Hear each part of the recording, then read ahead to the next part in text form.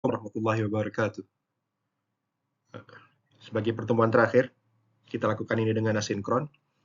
Jadi, kalian akan lihat banyak informasi di sini yang perlu kalian pelajari dan akan ada hubungannya dengan ujian nantinya. Judulnya Biosimilars, Vaksin, MAB, dan Reality of Patents. Jadi, kita akan bicara tentang protein terapi, sedikit mengungkit materi dari pekan lalu. Kemudian setelah itu kita akan bahas apa itu protein terapi, bagaimana bentuk-bentuk yang ada, dan ada hubungannya apa dengan vaksin, MAB, dan selanjutnya. Oke? Kira-kira begitu pembicaraan saya dari rekaman ini. Masih ingat di slide sebelum saya, dari slide sebelum ini, ada slide terakhir bicara tentang pertanyaan-pertanyaan berikutnya setelah kita belajar bagaimana memproduksi protein rekombinan untuk keperluan terapi. Jadi, saya ingatkan bahwa protein di manusia itu mengalami post-translational modification namanya, PTM. Post-translational modification itu, jadi setelah dia jadi ini protein, dia punya lipatan yang sudah sempurna, dia dikasih lagi, dikasih metil, dikasih asetil, dikasih glukosa, dikasih macam-macam, sehingga protein itu tidak hanya isinya asam amino, tapi juga ada molekul-molekul yang lain yang ditambahkan belakangan setelah dia terbentuk struktur primernya. Gitu ya. Nah, ini menyebabkan ada perbedaan. Kalau dia diproduksi di E. coli itu bakteri, dan bakteri tidak melakukan yang namanya post-translational modification. Nah, dengan begitu apa solusinya? Masih ingat pada saat saya mempertanyakan hal ini?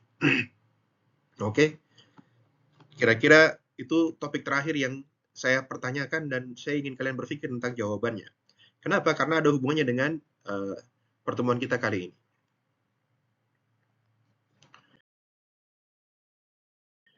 Kalau kita bagi, protein terapi itu tidak semuanya merupakan protein rekombinan. Ada yang bukan protein rekombinan. Jadi kita belajar banyak hal tentang bagaimana memproduksi protein rekombinan sejauh ini, tapi sebenarnya ada yang bukan protein rekombinan. Dari sebuah paper tahun 2008, dibagi bahwa protein terapi itu setidaknya ada 4 pembagiannya.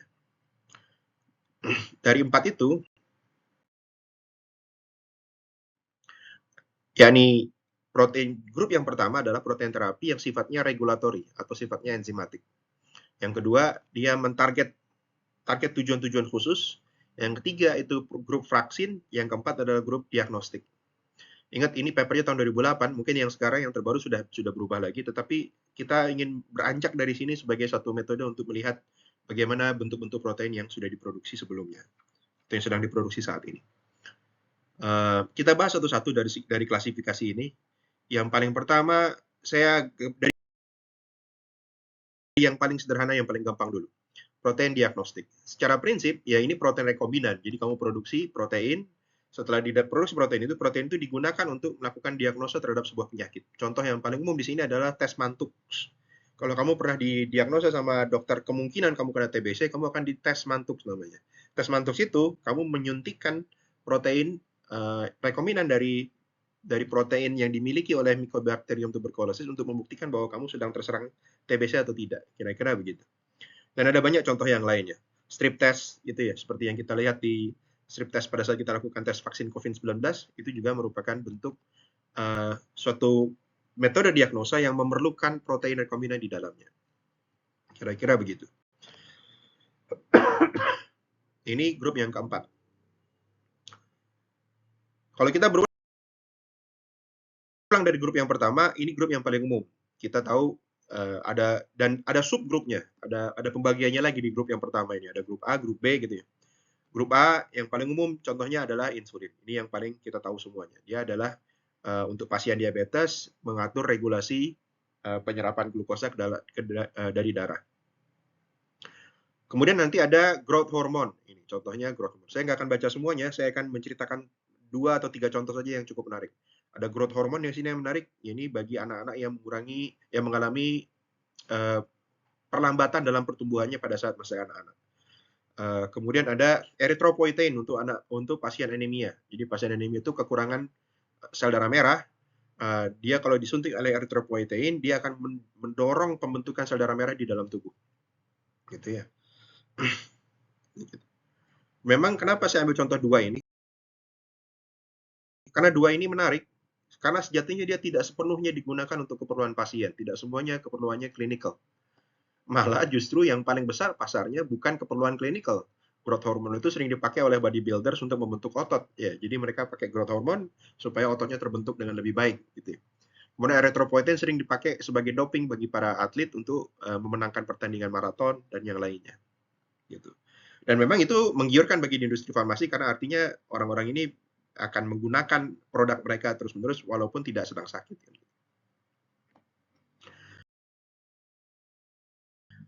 Kemudian grup yang ketiga, protein vaksin. Nah, ini protein vaksin menjadi suatu topik yang agak berbeda yang harus saya bahas di dalam pertemuan ini. Vaksin secara umum, dia diproduksi secara protein rekombinan. Ya, kalau bentuknya protein. Contoh biasanya HBsAg. Jadi di dalam contoh ini misalkan semuanya adalah protein rekombinan. Yang paling terbaru adalah spike protein SARS-CoV-2 dengan nama dagang Nuvaxovid gitu ya. Itu adalah protein permukaan dari virus SARS-CoV-2 yang akhirnya menjadi vaksin COVID-19. Walaupun belakangan dia munculnya setelah vaksin mRNA sudah menyebar luas dan sudah tidak lagi diperlukan vaksin COVID-19 saat ini. Kalau kita perhatikan, nah ini perlu dibahas. Vaksin itu apa? Vaksin itu, kalau misalkan, jadi kita, seharusnya kamu ada kuliah imunologi nih, saya nggak tahu kamu semester berapa belajar imunologi. Jadi yang namanya vaksin itu adalah suatu protein atau suatu molekul yang dikenali oleh sistem kekebalan tubuh dan membentuk antibodi. Jadi itu namanya vaksin adalah suatu bahan atau suatu obat yang diserahkan, yang disuntikan ke manusia, sehingga manusia itu membentuk kekebalan tubuh terhadap suatu patogen tertentu. Kenapa prinsipnya begitu? Kenapa? Karena begini, dalam prinsip sistem kekebalan tubuh adaptif, sistem imunologi adaptif kita punya kemampuan untuk mengenali patogen. Jadi kalau kita pernah satu sakit A gitu, penyakit A, si agen A itu, virusnya atau bakterinya itu akan dikenali oleh sistem kekebalan tubuh, lalu akan ada memorinya di dalam badan kita bahwa oh kita pernah diinfeksi sama A gitu. Kenapa dimemorikan? Harapannya adalah kalau kita kena infeksi A lagi yang kedua kalinya, maka kita bisa merespon dengan lebih cepat dan lebih baik. Sehingga tidak perlu sampai sakit berlebihan dan berkepanjangan. Masalahnya adalah sistem imunologi adaptif ini butuh waktu yang agak lama. Tidak langsung segera setelah A masuk, itu langsung tiba-tiba ada sistem imunologi adaptifnya. Bahkan kadang-kadang butuh sampai 2 kali sampai 3 kali terinfeksi baru dia terbentuk sistem kekebalan tubuhnya. Nah, A ini maka daripada kita dibikin sakit 3 kali, lebih baik kita cari bagaimana sih permukaan selnya si A. Kalau misalkan ada kayak vaksin kayak COVID-19 itu, nggak virusnya yang kita masukin, tapi proteinnya, protein di permukaan si virus. Gitu. Protein inilah yang kita jadikan vaksin sehingga dia tidak berbahaya. Kalau virusnya dimasukin jadi berbahaya. Kita mau proteinnya saja. Jadi protein di permukaan dari virus itu kita kenali, lalu kita produksi secara rekombinan. Itu yang menjadi vaksin dan akan dikenali oleh sistem kekebalan tubuh kita untuk memproduksi antibodi. Nah, ini contohnya SARS-CoV-2. Di SARS-CoV-2 ini ada virus, ya ini virus SARS-CoV-2, sorry. Dan dia ada protein, ada E protein kecil sekali di sini, ada M protein, tapi ada S protein yang besar. Nah, S protein yang besar ini menjadi kandidat yang sangat kuat untuk menjadi protein yang bisa diproduksi secara rekombinan untuk akhirnya mendorong reaksi imunitas di dalam tubuh. Nah, vaksin itu tidak hanya protein rekombinan. Kenyataannya, seperti kejadian kemarin saat kita berurusan dengan COVID-19, vaksin ada yang bentuknya mRNA. Vaksin mRNA beda dengan vaksin protein rekombinan. Jadi ini mRNA dimasukkan dalam nanopartikel lipid, kemudian nanopartikel lipid itu bersama mRNA-nya disuntikan ke badan kita yang nanti akan menghasilkan protein S. Nah, protein S itu yang nanti akan menjadi bersifat antigen atau bersifat sebagai vaksin. Nah, vaksin itu jadi ada macam-macam. Ada yang diproduksi secara protein rekombinan, terutama surface protein yang kita bahas ini. Ada conjugate protein, lalu ada toxoid nanti di bawah. Dari 5 cara untuk memproduksi vaksin, ada 3 yang sebenarnya diproduksi secara protein rekombinan. Nah, ada 2 yang tidak diproduksi secara rekombinan, yaitu virusnya langsung. Jadi virusnya langsung tapi sudah dipanasin, sudah dilemahkan. Nah, pelemahan ini kalau dia sudah lemah, nanti dia disuntikan ke badan, dia bisa menyebabkan reaksi imunitas. Ini justru cara lama ya, walaupun tidak semuanya lama, ada juga yang baru masih menggunakan cara ini virus yang dilemahkan. Dan ini masih cara yang cukup beresiko karena kalau ada 1.000.000 virus yang kita lemahkan, mungkin ada 1 atau 2 yang masih belum lemah dan masih bersifat virulen terhadap diri kita. Nah, itu jadi berbahaya. Di situ kelebihan dari vaksin protein rekombinan. Dan itu memang secara umum hampir sebagian besar orang kalau saat ini ingin memproduksi suatu vaksin yang baru, cenderungannya pasti akan berusaha untuk memproduksi protein rekombinan dibandingkan menggunakan virus yang dilemahkan. Nah, apa sih isi vaksin itu di dalam satu vial vaksin itu? Dia tidak sepenuhnya murni protein itu saja, tapi dia juga ada molekul-molekul yang lain. Ada adjuvan, ada preservatif, ada stabilizer. Ini adalah molekul-molekul yang ada di dalam suntikan vaksin itu. Walaupun di dalamnya yang utamanya adalah harus ada antigen. Nah, yang adjuvan, preservatif ini semua tambahan sekedar untuk diformulasikan supaya antigennya bekerja dengan lebih baik sebagai vaksin. Bagaimana isinya? Adjuvan itu apa? Preservatif itu kamu pelajari sendiri, cari tahu sendiri apa itu. Saya kira begitu. Nggak perlu saya jelaskan panjang lebar. Sekarang ada grup yang kedua. Jadi kita sudah bahas grup keempat, protein untuk diagnostik. Grup yang pertama untuk melakukan regulasi seperti insulin. Grup yang ketiga, kita bicara vaksin, yang sifatnya adalah menginduksi sistem kekebalan tubuh. Sekarang grup yang kedua. Grup yang kedua ini, kalau kamu perhatikan, semua namanya diakhiri dengan kata-kata MAB. Apa tuh MAB?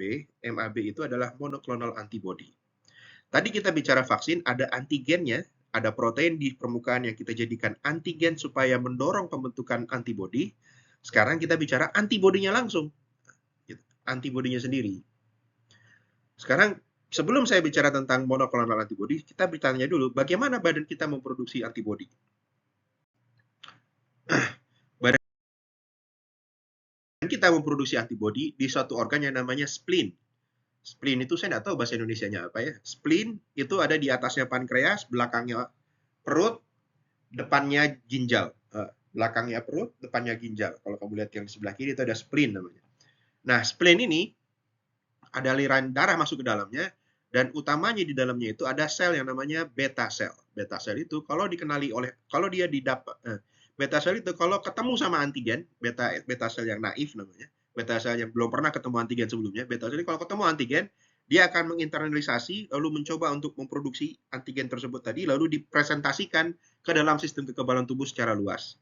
Sehingga nanti dia berubah bentuknya menjadi germinal center B cells. Jadi B cells, beta cells, B cell, sel B ini tapi ada yang sifatnya dia masuk ke dalam germinal center. Nah, di germinal center B cell ini nanti dia akan mengalami perubahan pelan-pelan, membentuk dirinya berubah menjadi plasma cell atau disebut dengan istilah diferensiasi. Jadi dia mengalami diferensiasi menjadi plasma cell. Plasma cell ini setelah dia dapat informasi dari germinal center B cells, dia akan memproduksi antibodi khusus untuk antigen yang tadi baru saja dia kenali. Gitu ya. Nah, disitulah berarti produksi antibodi itu ada di mana? Ada di plasma cell. Gitu ya. Nah, plasma cell ini hasil dari pengenalan oleh B cell tadi.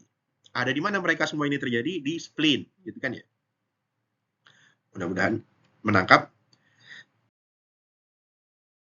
Nah, plasma cell itu nanti akan keluar dari spleen, masuk menuju bone marrow, masuk menuju sumsum tulang. Di sumsum tulang nanti dia diam di dalam situ sebagai memori. Suatu saat kalau misalkan kita kena infeksi hal yang sama, maka dia akan memproduksi antibodi dalam jumlah yang besar untuk melawan, gitu ya, untuk menjadi bagian dari sistem kekebalan tubuh yang sifatnya adaptif. Nah, begitu. Nah, sekarang apa itu monoklonal antibody? Apa itu monoklonal antibody? Monoklonal antibody itu kejadiannya begini. Sumsum tulang itu ada saatnya dia kena cancer sehingga dia kena penyakit, kena sistem cancer yang menyebabkan plasma sel yang tadi kita pelajari, dia berubah menjadi cancer sehingga namanya tidak lagi disebut plasma cell, tapi disebut dengan nama myeloma cells. Nah, nama myeloma cells ini adalah, jadi myeloma cells adalah plasma cell yang bersifat cancer, artinya dia terus membelah terus. Dia menyerap nutrisi sangat kuat, ya, tumbuh lalu membelah, tumbuh membelah, nutrisi menyerap gitu ya, tumbuh membelah gitu, terus gitu. Akhirnya dia nggak pernah berhenti membelah, terus akhirnya tumbuh terus gitu ya, jadi banyak selnya gitu. Nah, itu yang menyebabkan dia jadi cancerous, jadi tumor gitu di dalam tulang. Suatu saat ada orang ngambil sel orang pasien mieloma itu diambil plasma selnya, bukan plasma selnya, berarti namanya udah jadi myeloma sekarang ya, myeloma cells-nya, lalu dimasukkan ke dalam tabung sehingga ditumbuhkan secara in vitro. Karena tadi dia sifatnya tumbuh terus, sehingga dia sturdy, dia sangat kuat, bisa tumbuh di dalam media tubuh yang ada di dalam laboratorium. Gitu. Nah, ini contoh percobaan di laboratorium di mana kita menumbuhkan sel myeloma, gitu ya. Sel myeloma ini hanyalah usaha untuk semakin membuatnya menjadi lebih efektif supaya dia tumbuhnya jadi lebih banyak dan lebih efektif.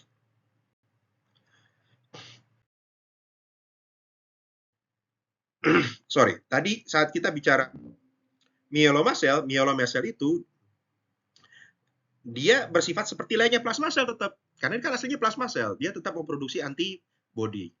Sekarang, kamu bayangkan kalau saya menginduksi pembentukan antibody, pembentukan plasma sel, artinya saya menginduksi antigen ya. Contoh, saya pakai protein tadi, S protein dari COVID-19. Saya suntikin ke dalam hal ini contohnya adalah ke anak ayam atau ke tikus gitu ya, atau ke mencit gitu ya, atau ke kelinci gitu ya. Saat saya suntikin ke situ, mereka punya sistem kekebalan tubuh yang mirip dengan kita.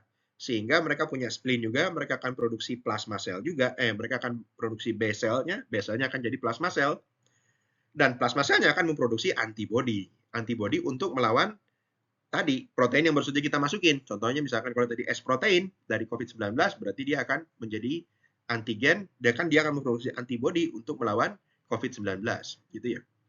Nah, kalau kita ambil dari hewan yang sudah kita suntikin antigen itu tadi, sudah disuntikin vaksin itu tadi, kita ambil antibodinya dari spleen, jadi kita, mohon maaf nih, hewannya kita bunuh, kita sembelih, lalu kita bongkar, kita ambil spleennya, ambil bone marrow-nya gitu ya. Dari spleen dan bone marrow-nya ini, kita ambil, di dalamnya ingat sudah ada plasma sel yang produksi antibodi khusus, kan gitu. Nah, plasma sel tadi yang ada di spleen digabungkan dengan myeloma sel. Tadi kan kita punya myeloma nih di dalam sel kultur biasa di dalam laboratorium. Ada sel dari spleen yang kita ambil dari hewan yang baru saja kita suntikin. Myeloma selnya adalah sel manusia, spleennya adalah spleen dari hewan gitu kan. Di dalam laboratorium ternyata kita bisa gabungin. Jadi itu sel sama sel fuse gitu, gabung jadi satu. Gabung jadi satu, seakan-akan jadi satu sel, padahal tadinya dua sel gitu. Menggabungkan ini cukup dengan reaksi kimia biasa, biasanya cukup dengan polyethylene glycol, dia bergabung jadi satu gitu ya. Nah, saat dia bergabung jadi satu, dia punya sifat dua-duanya. Dia punya sifat myeloma yang artinya tumbuh terus dia, tapi dia juga punya sifat si plasma sel yang tadi baru saja punya antibody beda tuh, antibodinya khusus kan gitu. Nah, setelah di screening, kalau disuntikin terus dipisah-pisah gitu ya, diencerkan, lalu ada banyak gitu ya, lalu dia mulai tumbuh, setelah dipisah nanti diperiksa. Nah, sel gabungan itu namanya bukan lagi sel myeloma, bukan lagi spleen cell, bukan lagi plasma sel, diberi nama baru, namanya sel hibridoma. Karena dia baru saja berhibrid gitu kan ya, dari myeloma dengan plasma sel dari spleen cellnya si. Dan selnya pun juga udah nggak bisa disebut sel tikus, nggak bisa disebut sel ayam, juga nggak bisa disebut sel manusia. Sehingga dalam bahasa Inggris disebutnya humanized chicken gitu misalkan. Jadi dimanusiakan.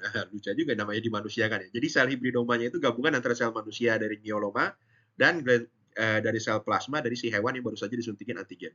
Nah, keduanya ini digabungkan dan jadi sel hibridoma. Sel hibridoma ini punya sifat dua-duanya. Pertama, dia punya sifat memproduksi plasma memproduksi sel dia sendiri dalam jumlah yang banyak seperti layaknya myeloma sel. Kemudian dia juga memproduksi antibodi. Nah, antibodi yang diproduksi tergantung yang dia kenali sebelumnya kan? Tergantung dari suntikan antigen yang tadi masukkan gitu. Maka kalau kita diperiksa nih satu-satu, akan ada di antara sel hibridoma itu yang merupakan hibridoma yang akan menghasilkan antibodi yang kita inginkan. Kalau setelah diperiksa dan diseleksi itu, ada satu hibridoma yang menghasilkan protein yang kita inginkan itu, antibodi yang kita inginkan, maka itu kita tinggal pisah gitu kan. Pisah lalu kita tumbuhin aja terus-menerus. Artinya dia produksi antibodi terus-menerus juga seumur hidup, ya enggak? Ya, alhamdulillah udah bisnis jalan terus dah, kan gitu. Tinggal ditumbuhin aja jangan sampai mati kan gitu. Dari situ kita bisa produksi antibody. Nah, antibody itu disebut dengan nama monoklonal antibody. Kenapa? Karena dia dari klon satu jenis hibridoma. Gitu ya. Menariknya, autoimun atau cancer, atau yang gampang cancer. Di cancer itu ternyata, contoh nih, ada sel kanker payudara. Sel kanker payudara yang normal itu Beda dengan sel kanker payudara, sel normal payudara dengan sel kanker payudara itu punya perbedaan. Di permukaannya ada protein namanya HER2. Apa namanya? HER2, HER2. HER2 ini lebih banyak munculnya di sel yang sudah bersifat kanker. Di sel yang sifatnya masih normal, HER2 ini justru nggak banyak, gitu kan ya. Nah, dengan begitu, kalau kita gunakan HER2 sebagai antigen, lalu kita bisa produksi antibodi menyerang sel yang punya HER2, maka kita bisa bikin sebuah sistem di dalam badan kita supaya sel kanker yang memproduksi yang punya HER2 di permukaannya itu akan dihabisi sama si sistem kekebalan tubuh kita karena kita suntikin antibodi yang sudah spesifik ke HER2. Inilah yang dinamakan obat monoklonal antibody. Nah, ini contohnya adalah Herceptin. Dia adalah trastuzumab karena dia mengenali HER2 pada sel kanker payudara. Nah, dia jadi obat itu khusus. Makanya disebut protein therapeutics. Tapi dia bukan antigen, dia antibodinya justru kan gitu. Jadi ada protein terapeutik yang sifatnya antigen, yakni vaksin, ada yang sifatnya MAB, monoklonal antibody yang bersifat antibody. Kira-kira begitu. Perlu diingat bahwa semua molekul ini, protein terapi ini, hampir sebagian besar harus disimpan dalam kondisi dingin. Dan dia nggak bisa disimpan lama, nggak seperti molekul kayak paracetamol gitu. Paracetamol dalam bentuk tablet dikeringkan aja udah bertahun-tahun itu aman kan gitu ya. Tapi kalau protein nggak bisa. Protein itu harus ditaruh dalam kondisi dia dilarutkan dalam media tertentu dan harus disimpan dalam kondisi dingin. Kalau nggak dia cepat rusak. Jadi dia harus ada sistem di Indonesia ini untuk ada freezer di setiap puskesmas kalau kita mau punya kalau kita mau punya sistem penggunaan protein terapeutik yang baik gitu ya. Dan kalau Anda salah, pembicaraan terakhir dengan para dosen di farmasi UMS, memang sudah mulai digunakan ini, sudah dimulai dibutuhkan seorang apoteker yang dibutuhkan di rumah sakit yang mengerti bagaimana menangani obat-obat yang sifatnya seperti ini. Ya, yang sifatnya harus didinginkan dan harus disediakan dalam kondisi fresh dan seterusnya. Jadi penyimpanannya harus diatur di dalam freezer bagaimana bentuknya, gitu ya. Jadi ini perlu diingat, ini jadi satu kelemahan gitu ya, bahwa produknya gampang rusak, tidak mudah, tidak bisa bertahan lama. Sekarang, kalau kita obat, kayak obat paracetamol dan kawan-kawan itu kan ada yang sifatnya generik. Kamu ngerti nggak apa itu generik? Apa itu obat generik? Nah, karena ini tidak interaktif gitu ya, saya harus jelaskan sendiri nih. Obat generik itu, pertama saya bicara dulu struktur obatnya. Obat generik umumnya ada pada kasus seperti ini. Kalau dia molekul kimia biasa, kayak aspirin, paracetamol, ibuprofen, semua itu adalah obat. Saat ini sudah banyak diproduksi obat generiknya. Kenapa disebut obat generik? Karena dia sudah lewat masa patennya. Jadi, perusahaan asli yang menemukan aspirin, yaitu Bayer gitu ya. Bayer itu mendaftarkan paten bahwa saya menemukan obat baru namanya aspirin untuk ngobatin sakit kepala, gitu misalkan. Saya mau tidak ada orang lain yang produksi aspirin, cuma saya aja selama 20 tahun ke depan. Sehingga saya bisa mendapatkan keuntungan yang ya bukan yang wajar ya, yang cukup memenuhi atas biaya yang saya lakukan untuk menemukan protein molekul aspirin ini. Nah, bagaimana dengan protein terapeutik? Kan kenyataannya dia mirip-mirip obat, ya nggak? Kapan dia bisa dinyatakan boleh produksi generiknya? Atau bagaimana produksi generiknya? Celakanya adalah molekulnya itu besar-besar sekali karena protein, ya kan? Protein itu ukurannya besar karena dia aslinya polimer kan. Karena ukurannya besar, maka tidak mudah untuk bisa mengukur nah, apakah dia generik atau bukan. Atau setidaknya gini, dalam kasus generik, dalam urusan protein terapi, tidak ada istilah generik. Yang ada istilahnya, kita sebut dengan istilah biosimilar. Apa itu? Biosimilar. Serupa tapi tak sama. Sering juga disebut dengan istilah lain seperti biogenerics, follow-up biologics, of patents biotech products. Maksudnya apa biosimilar itu? Biosimilar itu gini. Jadi ini contoh misalnya saya produksi insulin. Tadi saya ingatkan di awal pertemuan bahwa ada saatnya protein itu sudah dibentuk tapi ada post-translational modification, ada PTM-nya. Ini yang biru-biru ini adalah contoh misalkan dia dikasih glukosa. Glukosa biru-biru ini pada asam amino tertentu dari protein ini. Biosimilar itu maksudnya adalah bagian yang sifatnya glukosa itu tadi ada yang beda nih warna kuning ini. Kalau di sini panjang, di sini pendek. Nah, beda karena itu aja. Sekarang dia dianggap obat yang sama atau beda? Kalau aspirin sama aspirin, kan struktur kimianya sama persis. Sudah dibuktikan sama persis, bisa dipakai NMR atau pakai HPLC, nanti bisa dibuktikan bahwa dia sama persis. Nah, kalau protein, kenyataannya orang yang produksi awalnya pun, misalkan kayak Eli Lillis nih, yang produksi insulin pertama kali, dia produksi insulin hari ini, produksi insulin bulan depan, itu hasil modifikasinya tuh nggak akan sama tuh, pasti beda tuh nanti gitu. Nah, kalau dia sendiri juga produksinya hasilnya beda, dari waktu ke waktu tidak selamanya sama, tapi fungsinya sama, maksudnya fungsinya saat dia disuntikan ke pasien itu akan tetap berfungsi secara sama, maka walaupun strukturnya ada perbedaan, tidak signifikan tapi ya, nggak boleh signifikan perbedaannya, maka dia dianggap namanya biosimilar. Apa namanya? Biosimilar. Jadi kita bicara biosimilar ini urusannya karena urusan paten dan urusan struktur molekul yang cukup rumit ya. Karena kerumitan struktur molekul dari protein terapi itu ada istilah yang namanya biosimilar. Jadi secara prinsip kita bicara generik juga, tapi tidak hanya soal generiknya gitu ya. Jadi secara prinsip apa? Biofarmasetik itu reference medicine, awalnya insulinnya kayak gitu. Biosimilar, kalau patennya sudah habis, ada orang yang produksi juga, tapi produksinya nggak sama persis insulinnya. Insulinnya beda tipis banget, nah gitu istilahnya. Nah, beda tipis banget ini gimana nih?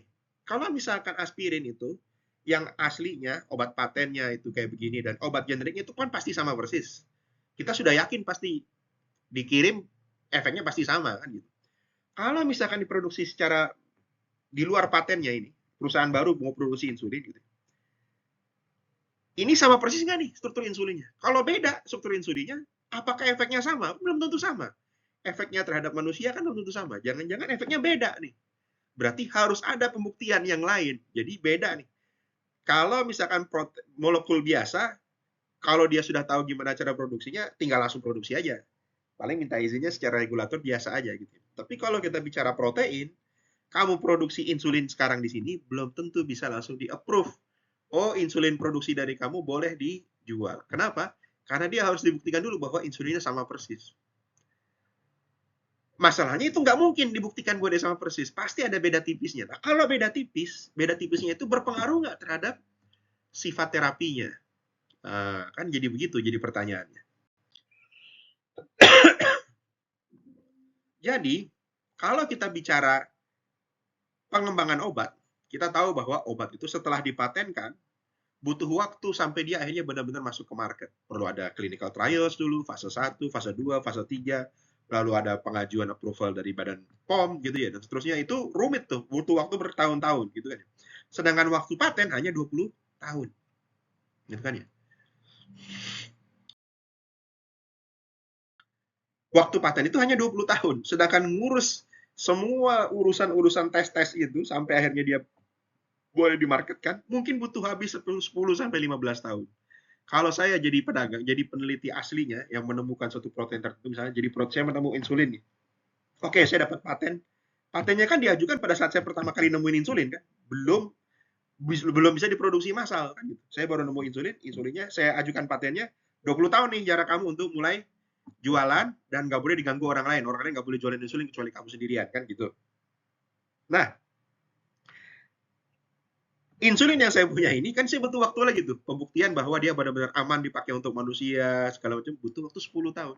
Berarti waktu sisa saya cuma 10 tahun lagi untuk dia bisa dipakai untuk dijual gitu ya. Kalau 10 tahun itu bagus tuh 10 tahun. Bisa jadi 12 tahun, bisa jadi 15 tahun. Kalau 15 tahun saya cuma punya waktu 5 tahun terakhir setelah paten diajukan bahwa saya bisa menjual barang ini dengan eksklusif kan gitu ya. Nah, kita bicara untung rugi jadinya kan gitu. Padahal saya ngabisin waktu 15 tahun itu duit berapa banyak duit habis tuh untuk melakukan tes dan segala macamnya itu. Sehingga pada akhirnya ujungnya menjadi sangat mahal kan gitu ya. Makanya 5 tahun yang akhirnya saya sempat jualan, jadi harganya sangat mahal sekali kan gitu.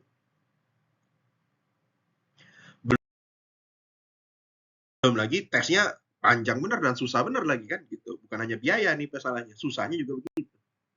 Dan ini berlaku juga untuk semua molekul biologics yang kita lakukan tadi, protein terapi yang kita pelajari tadi, semuanya juga berlaku seperti ini, seperti obat biasa. Maka dipelajari bahwa tidak sama antara obat generik dengan biosimilar, karena biosimilar itu lebih rumit, karena dia tetap harus ada uji klinis walaupun sedikit gitu ya. Tidak seperti uji klinis yang pertama kali insulin, kalau dia sudah bisa buktikan bahwa kalau diujikan klinis, anggaplah 100-200 orang, dia sudah bisa buktikan bahwa oh ini sama dengan insulin yang kemarin diproduksi pertama kali, maka itu sudah cukup membuktikan bahwa dia punya efek yang sama walaupun strukturnya beda-beda tipis gitu. Prinsipnya itu. Dengan begitu, maka ada peraturan. Ini peraturan tahun 2012 dilakukan tentang bagaimana melakukan penilaian bahwa suatu produk itu adalah biosimilar dan diizinkan untuk dilepaskan secara umum di masyarakat sebagai pesaing bagi produk yang keluar dari obat paten. Kita perlu produksi biosimilar karena kenyataannya saat ini hampir semua protein terapeutik itu diproduksinya di luar negeri, diproduksi oleh perusahaan asing dan kita harus impor. Sedangkan kebutuhan atas obat-obat ini sangat tinggi. Tadi seperti kanker payudara, eritropoietin, growth hormone itu semua perlu, termasuk insulin juga kan gitu. Maka kita perlu berusaha untuk memproduksi biosimilar sehingga harganya bisa bersaing dan kita tidak perlu impor terlalu banyak kan gitu. Dan ini market yang sangat besar pula kalau kita bicara dari sisi bisnis. Masih ingat saat kita bicara kemarin di pertemuan sebelumnya bahwa tidak hanya E. coli yang menjadi host untuk kita produksi protein rekombinan. Ada sel-sel yang lainnya, ada host-host yang lainnya, ada sel inang yang lainnya bisa digunakan untuk produksi protein rekombinan. Ini adalah salah satu cara untuk produksi biosimilar. Kalau misalkan produsen sebelumnya pakai Bacillus subtilis, maka sekarang kita pakai Escherichia coli. Pasti beda tuh biosimilarnya kan gitu. Ada beda tipis, dan beda tipis itu bisa kita pakai guna untuk mengajukan produk yang baru. Kurang lebih begitu. Dan ada baiknya juga kalau kita berhasil produksi dengan lebih efektif dan lebih efisien dan lebih murah dibandingkan obat paten, dibandingkan protein terapik yang dipatenkan tadi. Ini menjadi alternatif. Nah, ini permasalahannya tetap diingat bahwa walaupun biosimilar itu mirip, tapi dia tidak sepenuhnya mirip, tidak sepenuhnya sama, maka dia tetap harus ada uji klinis juga. Uji preklinis, uji klinis. Tapi walaupun biayanya tetap lebih murah dibandingkan kamu mengajukan paten dari awal yang belum pernah diketahui sebelumnya. Nah, contoh nih EPO. Ini produk aslinya nih. Ada EPO alpha, ada EPO beta, ada EPO theta dan seterusnya ya. Perusahaan pertamanya ada banyak dari luar negeri gitu ya. Nah, belakangan ada orang yang memproduksi biosimilarnya. Nah, kalau diperhatikan ini CHO sel semua gitu ya. Mereka sudah berhasil memproduksi eritropoietin alpha juga dengan harga yang mungkin sudah bersaing daripada yang obat patennya. Di Indonesia ada Prof. Adi Santoso di BRIN yang berusaha untuk melakukan hal yang sama. Dan dia menggunakan host yang berbeda kali ini dia. Kalau diperhatikan ini kan tadi semua pada pakai CHO sel. Ini pakai HEK 293 T cells. Dan tidak hanya itu, Bio Farma, perusahaan vaksin BUMN yang kita punya saat ini, juga berusaha untuk memproduksi APO dan trastuzumab. Trastuzumab itu apa tadi? Yang monokloral antibody yang digunakan untuk kanker payudara. Dan mudah-mudahan dengan begini kita bisa bergerak lebih maju di Indonesia tentang bagaimana produksi protein terapeutik, dan kalian juga tahu bagaimana menghandle protein terapeutik tersebut saat kalian harus berhadapan di rumah sakit atau di apotek. Kira-kira begitu. Kalau ada pertanyaan, silahkan kirimkan ke forum yang ada di Sepada. Dan saya ucapkan selamat Hari Raya Idul Fitri. Maaf lahir batin. Assalamualaikum warahmatullahi wabarakatuh.